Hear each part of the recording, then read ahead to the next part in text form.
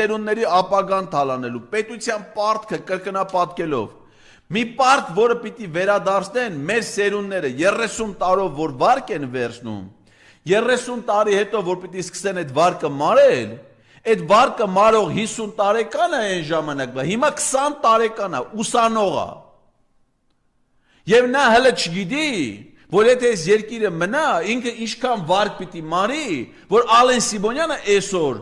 հագնի $1100 կոշիկներ, նստի 90 միլիոն դրամանոց BMW, որպիսի իրան ուղեկցեն մի քանի հատ Toyota Prado-ներ, մի հատ Toyota Prado-ը սպասարկի իր ընտանիքին, այն դեպքում, երբ որ կինը ունի Range Rover, որի ծագումը ոչ ոք չի կարողացել ապահովի, ու այդ Range Rover-ը Range Rover հետ բերելու ցուցակի մեջ ոնց որ դա չկա։ Սիրելի ժողովուրդ, սիրելի գյումրեցիներ, ակնհայտ է, որ սրանք տապալվելու են եւ վռնդվելու